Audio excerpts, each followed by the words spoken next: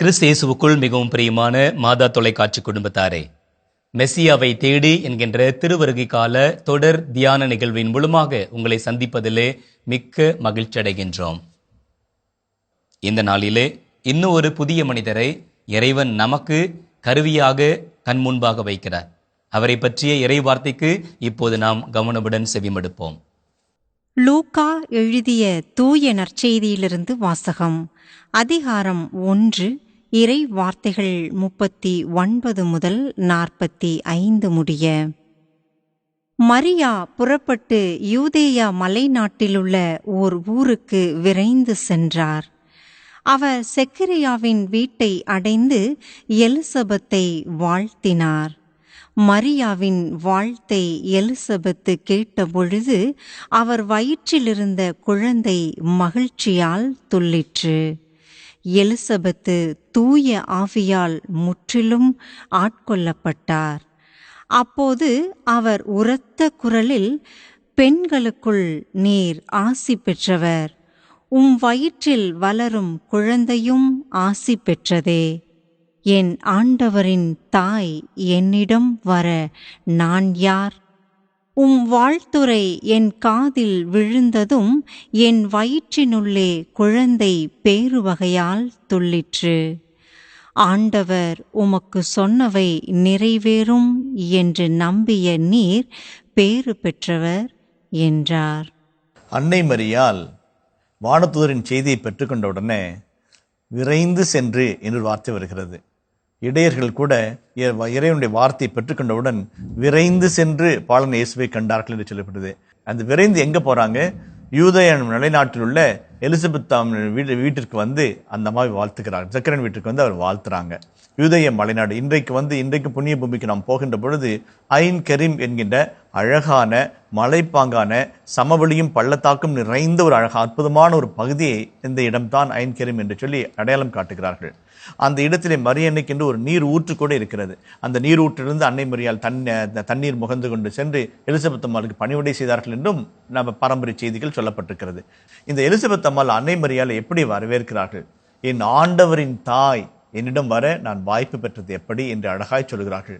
இங்க 2 காட்சி நடைபெறுகிறது. ஒன்று, அன்னை மரியாள் எலிசபெத் அம்மாள் இருவரும் சந்திக்கிறார்கள். இது மனித சந்திப்பு. அன்னை மரியாளின் வயிற்றில் இருக்கிற பாலன் இயேசுவும் அந்த எலிசபெத் வயிற்றில் இருக்கிற ஸ்நாபகரும் சந்தித்துக் கொள்கிறார்கள் என்றும் விவிலிய வல்லுநர்கள் விளக்கி சொல்லுவார்கள். தொடர்ந்து அது மட்டுமல்ல, நாம் பார்க்கிறோம், மரியாவினுடைய வாழ்த்து எலிசபெத்து கேட்ட பொழுது அவருடைய வயிற்றில் இருந்த குழந்தை மகிழ்ச்சியால் துள்ளிற்று. பரபரப்பு, ஆரவாரம், மகிழ்ச்சி, சந்தோஷம் வெளியில் இருக்கிற எலிசபெத் அம்மாளுக்கு மட்டுமல்ல, வயிற்றுக்குள்ளாக இருக்கின்ற குழந்தை செல்வத்திற்கும். உடனே நம்ம பார்க்கிறோம், எலிசபெத்து தூய ஆவியினால் முற்றிலுமாக ஆட்கொள்ளப்பட்டார். அன்னை எங்கே இருக்கின்றார்களோ அங்கே ஆவியானவர் வல்லமையாக செயல்படுகிறார். ஏனென்றால் அருள்மிக பெற்றவர். எப்படி? ஆவியானவரால். அந்த ஆவியானுடைய தூண்டுதல், அந்த ஆவியானுடைய அருட்பொழிவுதான் எலிசபெத் அம்மாளை இன்னும் ஒரு படி முன்னே போக சொல்லுகின்றது. அதுவும் குறிப்பா லூக்கா எழுதிய நற்செய்தியில இந்த இயேசு பிறப்புடைய செய்தியெல்லாம் சொல்லப்பட்டிருக்கோம். ஆனா அது இயக்க சக்தியாக அமைகிறவர் தூய ஆவியானவர். தூய ஆவின் மீது வருவார், அதனால் பிறக்கும் திருக்குழந்தை கடவுளின் மகன் எனப்படுவார். அது தூய ஆவியால் அவர் நிரப்பப்பட்டிருப்பார். அதே மாதிரி இந்த இடத்துல எலிசபெத் அம்மாள் தூய ஆவியால் நிரப்பப்பட்டார். அதே மாதிரி அன்னா சிமியோனை தூய ஆவியினர் தூண்டிவிட்டார். அழகான ஒரு செய்தியாக ஆண்டவருடைய ஆவியினுடைய வல்லமை அந்த ஆண்டவருடைய ஆவியினால் இயக்கப்படுகிற மனிதர்களாக இந்த குழந்தை பருவ நிகழ்ச்சிகள் விளக்கப்பட்டிருக்கிறது என்பதை நம்ம மறந்துடக்கூடாது. அந்த நிலையை தான் நம்ம இங்கே பார்க்கிறோம். தூய ஆவியினால் ஆட்கொள்ளப்படுகின்றார். உடனே பெண்களுக்குள் நீ ஆசி பெற்றவர். வானதூதர் என்ன வார்த்தை சொன்னாரோ அந்த வார்த்தைக்கு இது நெருக்கமாக தொடர்புடையது. ஆவியானுடைய செயல்பாடு ஒவ்வொருவரின் மூலமாக செயல்படுகின்றது. அதில் இவர் மிகப்பெரிய கருவியாக இருக்கின்றார். அதையும் தாண்டி இன்னும் ஒரு படி மேல போய் சொல்றாங்க, உன் வாழ்த்துரை என் காதில் விழுந்ததும் என் வயிற்றினுள்ளே குழந்தை பேர் உவகையால் துள்ளிற்று. மகிழ்ச்சி சொன்ன அடையாளம். மகிழ்ச்சி பெரிய அடையாளம். அந்த கிறிஸ்து பிறப்பு நிகழ்வுகள்ல மகிழ்ச்சியும் பேருவகை மரியாள் அக்களித்து பாடுவது நம்ம பார்க்கிறோம். திரும்ப அதே வருது. அதே போலவே என் ஆண்டவரின் தாய் என்னிடம் வர நான் யார்? ஆக்சுவலா இந்த ஆண்டவர் என்கின்ற வார்த்தை இயேசுனுடைய உயிர்ப்புக்கு பிற்பாடு தான் சாதாரணமாக பயன்படுத்தப்படுகிறது.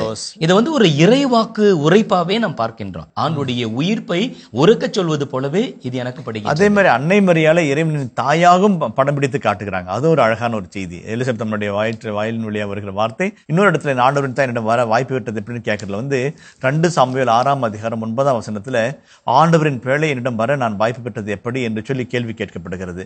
இந்த இடத்துல எலிசபெத் அம்மாள் அன்னை மரியாதை ஆண்டவரின் உடன்படிக்கையின் பேழையாக பார்க்கிறார். அதே மாதிரி எபேத் ஓதோம் என்கின்ற என்பவருடைய வீட்டில் ஆண்டுடைய பேழை 3 மாதம் தங்கி இருக்கிறது. அன்னை மரியாளும் சில மாதங்கள் அங்கே தங்கியிருந்து எலிசபெத் அம்மளுக்கு பணிவிடை செய்து அங்கிருந்து புறப்பட்டு போகிறார் என்றும் சொல்லப்படுகிறது. ஆண்டுடைய தாய், ஆண்டுடைய உடன்படிக்கையின் பேழை, இறைப்பிரசனை தாங்கியிருக்கும் இறைவனுடைய கருவியாக அன்னை மரியாள் எலிசபெத் அம்மளுக்கு தெரிகிறார்கள். மரியா இறைவனின் தாய். இறைவார்த்தை சுட்டி காட்டுகின்றது. தூய ஆவியினால் உந்தப்பட்ட எலிசபெத் அம்மாள் அதை அறிக்கை செய்கிறார் இறைவனின் தாயாக. அதனால்தான் எங்கெல்லாம் அன்னையின் திருத்தலங்கள் இருக்கின்றதோ அங்கெல்லாம் அற்புதங்களும் அதிசயங்களும் நடைபெற்று கொண்டே இருக்கின்றன. இந்த மாமனிதர்கள் இருவருமே நமக்கு முன்பாக மிகப்பெரிய செய்தி வைக்கின்றார்கள். ஒன்று வயது முதிர்ந்தவர், இன்னொன்று இளைய பெண். இதை நினைக்கின்ற பொழுது வீட்டில் இருக்கின்ற பெரியவர்களுக்கும் வயதான தாத்தா பாட்டிகளுக்கும் இளையோருக்கும் இடையே இருக்கின்ற உறவை பற்றி கட்டாயமாக பேச வேண்டும் எனக்கு தோன்றுகின்றது. யதார்த்த உள்ளத்தோடு ஒருவரை தேடி போவோம், ஒருவரோடு நேரத்தை செலவிடுவோம். ஒருவரின் பிரசன்னம் இறை பிரசன்னத்தினுடைய அடையாளம். நம்முடைய பிரசன்னம் அடுத்தவருக்கு மகிழ்ச்சியை கொடுக்க வேண்டும், சந்தோஷத்தை கொடுக்க வேண்டும். கஷ்டத்திலையும் மனவர்த்தத்திலையும் வேதனையிலும் தாழ்வு மனப்பான்மையிலையும் போராட்டத்திலும் இருக்கின்றவர்களுக்கு கூட நம்முடைய பிரசன்னம் உற்சாகத்தை தர வேண்டும், உத்வேகத்தை தர வேண்டும், புதிய தெம்பை தர வேண்டும். அந்த செய்தியை தான் அன்னை மரியா நமக்கு கற்றுத் தருகின்றார்கள். அது இன்னொரு பாயிண்ட் கூட சொல்லலாம். அது அன்னை மரியாளும் எலிசபெத் அம்மாளும் சந்திக்கும் போது ஒருவர் தங்களை பற்றியோ அடுத்தவரை பற்றியோ பேசாமல் இறைவனை பற்றி பேசுகிறார்கள்.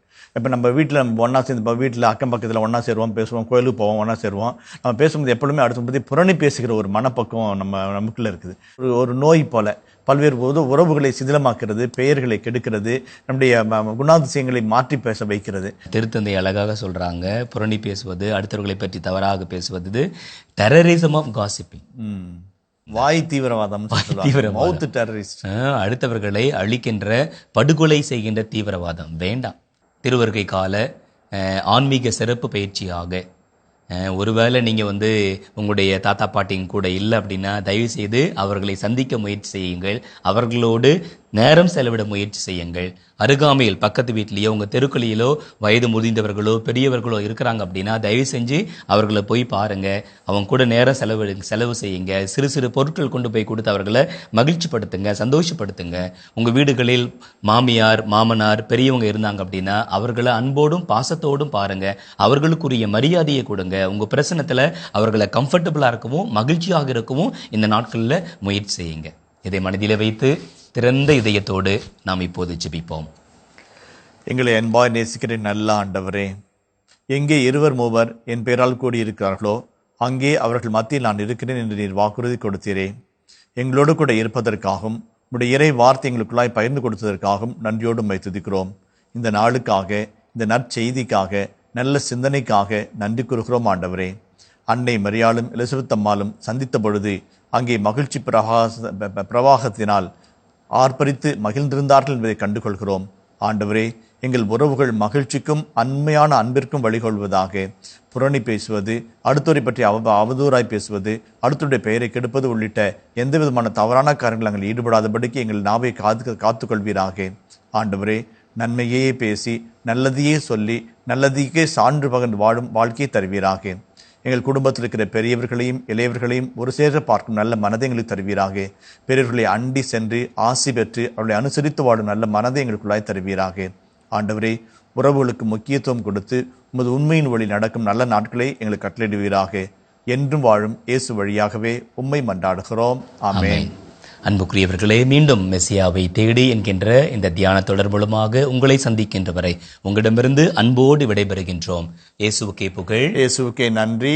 மரியே வாழ்க.